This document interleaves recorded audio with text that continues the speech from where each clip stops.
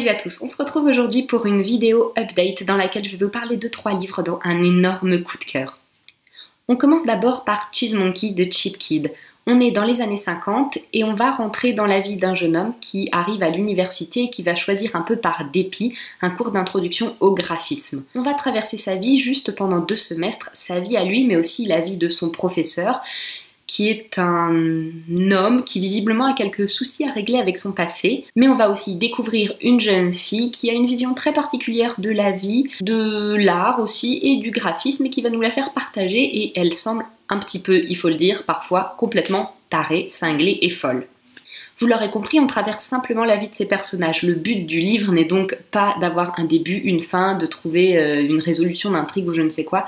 Le but, c'est vraiment de regarder les relations humaines et puis il y a aussi tout ce côté graphisme et art. Cependant, c'est pas du tout un problème si vous n'y connaissez rien en art ou en graphisme, c'est mon cas et j'ai très bien compris le roman, même si effectivement je pense qu'il y a quelques petits traits d'humour assez subtils que j'ai pas pu comprendre à cause de justement cette méconnaissance du graphisme.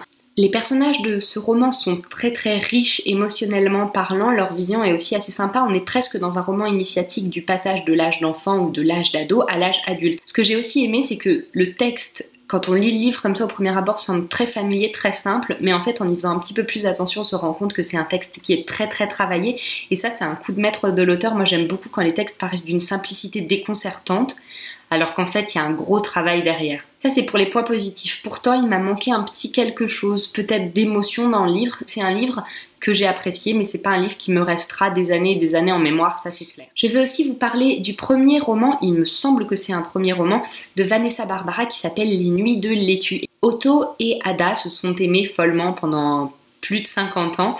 Ils avaient une relation presque fusionnelle où l'un pouvait terminer la phrase de l'autre, où ils savaient les gestes que chacun allait faire, ils avaient leur petite habitude tous les jours, leur petite routine, voilà. Le petit couple mignon de petits vieux.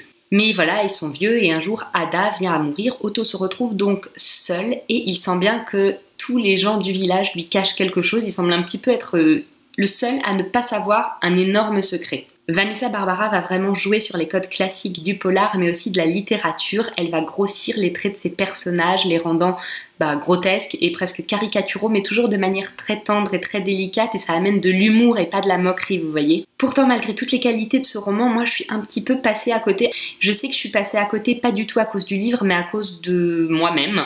Voilà, je pense que je l'ai pas spécialement lu peut-être au bon moment ou je l'ai lu en le grappillant un petit peu. Et je pense que c'est plutôt un livre qui se lit pas d'une traite mais presque. C'est pas un très gros livre d'ailleurs. Et moi je lisais plein de livres en même temps à ce moment-là, j'étais pas du tout concentrée donc je pense que je suis passée à côté même si j'ai bien vu qu'il avait d'énormes qualités. Donc ce livre aussi, c'est un livre auquel je veux donner absolument une seconde chance et c'est un livre que je relirai très bientôt. Et enfin, mon gros coup de cœur, c'est L'ombre douce de Oai Wong Nguyen. C'est presque la fin de la guerre d'Indochine, on est en 1945 et Mei, une jeune infirmière dans un hôpital militaire d'Hanoï, va faire la rencontre de Yann, un soldat qui vient de Belle-Île-en-Mer en Bretagne. Quasiment immédiatement, ils vont tomber amoureux et l'auteur va en fait reprendre ces codes de la tragédie classique et en jouer pour faire dérouler son roman. Dès le départ, on sent qu'on est presque dans un amour maudit de par leur culture, de par leurs différences, de par la guerre également. Il y a d'ailleurs un passage où Mei fait un rêve et c'est un rêve qui est prophétique. Et alors le texte, il est d'une poésie absolument superbe. Il y a des métaphores florales très délicates et très subtiles qui sont en contraste total avec les atrocités de la guerre. Et ça donne au texte une puissance. On sent l'écriture de Oai Wong Nguyen tellement douce, tellement délicate et ce sujet tellement violent et cet amour qui lui aussi a un côté violent. Et tout ça mis ensemble, ça donne vraiment les ingrédients d'un coup de cœur. Alors je vous avoue qu'au départ, j'avais un petit peu peur que ce soit le genre de livre un peu tarte à la crème, c'est-à-dire le soldat et la jeune Annamite et leur amour impossible, est-ce qu'ils vont se retrouver ou pas. Et bon, j'avais pas du tout envie de lire ça à ce moment-là. Mais alors, j'avais entendu beaucoup de critiques qui parlaient justement de la poésie du texte. Et donc je me suis lancée et qu'est-ce que j'ai bien fait parce que ce livre a été un énorme coup de cœur.